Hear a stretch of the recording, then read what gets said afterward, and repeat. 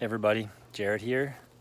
I'm out in the community forest right now, Cambridge Community Forest, and we've been plugging away. The bridge is redecked, and there's been a lot of trail volunteers and a lot of volunteers working on the sensory trail. We've been slowly clearing some trails, but a lot of what we've been doing is figuring out the best layout for trails. So when we open up, there won't be a ton, but it's trails are like the forest; they're an ever-evolving process. Right now, we're starting with some of the old logging roads and some of the stuff that's sort of already in place. And in the meantime, we're trying to figure out how to get to some of these cool viewpoints. We also are getting ready to put up a little sign kiosk, and we debated about the material a bit, and in the end we decided it would be best to use some material from the forest. We have this 140 acre asset full of renewable resources that we can use to build a cool kiosk. One of the difficult things is we want it to be pretty rot resistant. We want it to last. And there's a little bit of locust on site that we hope we'll be able to use for the posts. It's kind of small and kind of young. But for the framing, we were looking for either a white oak or a hemlock. And it happens to be, there's a few little groves of hemlock on the property, some of which are potentially in the way of some trails, but there's enough crowding where we can start to make some decisions on which ones to thin. And considering we're only going to need one tree roughly, probably not even, we'll probably have some extra material to use for the sensory trail and benches and things like that. But with worst first selection, we're looking for a tree that will work. We'll have the material, it'll be the right species, enough volume for what we need, but we don't want to cut one of the nice trees. The nicest trees grow, but there's a few more up here that have some damage and some scuffs on them from previous logging jobs and things like that. And some that will be, might be in the way of the trail. So we'll try to get one of those first. So yeah, it's going along good. And if you want to get involved, stay tuned to the ASA, the Agricultural Stewardship Association. Yeah, come help. Hey, Jared again. I think I found a tree that'll work for the kiosk. We have 2 hemlocks right here. So we have a larger hemlock that's growing pretty good, reaching to the sky, fairly straight. And then kind of intertwined in it is the smaller hemlock. And you can see that one's been growing. They're probably pretty close to the same age, but the bigger one has been winning the battle. And you can see the top of that tree is pretty well damaged. It's very unlikely it's going to grow to be much larger, healthy tree. Oh, we got a bear. We got a bear. Can you see that? 2 bears, 2 cubs. Nice. Where's Mama? Sweet. I don't know if you can see those bears, but that's pretty cool. Well, that was pretty exciting. It's not every day you get to see a couple cubs, some twins, black bears. And that close too. They were probably 50 yards. And I wasn't paying attention. I was looking at the trees and talking to this stupid phone. Didn't even notice them climbing down the hill there until they started to run. But I don't see Mom. She's probably around somewhere. They were getting a little big, but I would imagine she's probably still pretty close. But yeah, back to the tree. So this smaller hemlock here has a lot of branches on one side. It's been reaching for the sun.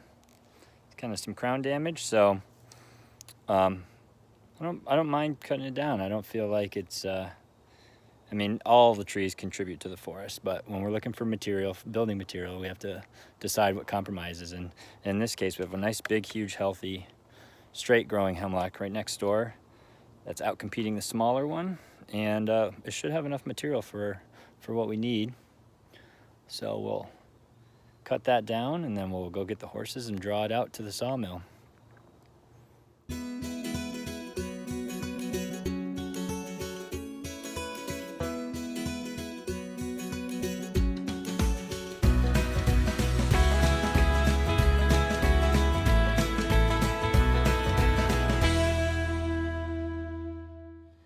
Okay, so here's the stump to that little hemlock.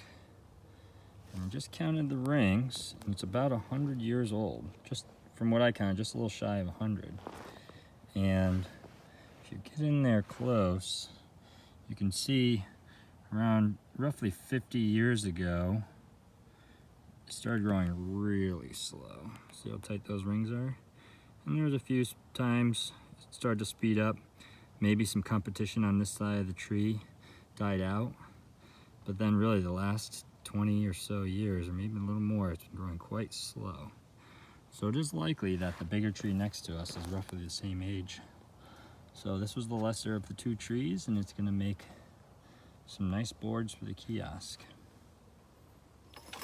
Jared here just went and got the horses, and we're going to head up into the woods and get those hemlock logs.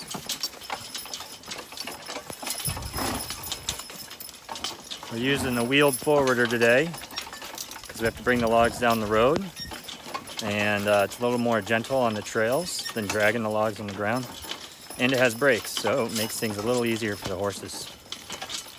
So we've got Bell and Bright here. We just brought the wagon up the hill. This little forwarder, we'll be able to put the logs on this with that winch crane. Got some tools on there, so what we're going to do now to get up into the woods to grab the logs is we're going to unhook them, and they'll drag this evener up with some chains and pull the logs back down here to the wagon to load up, and then we can bring them out to the mill.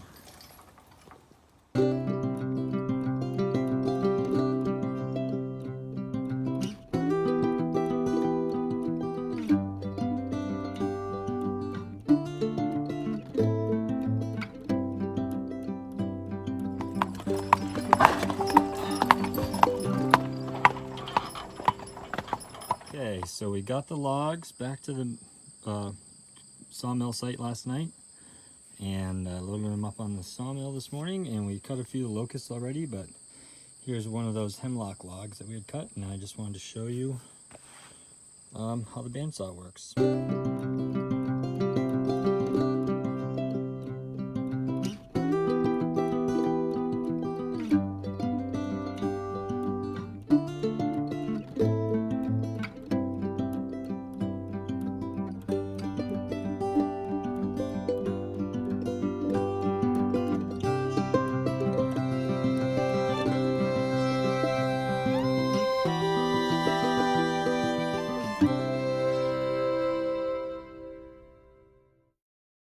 After we milled all the lumber, we went back to the site. My good friend Josh came and helped me. We dug some holes and built the kiosk.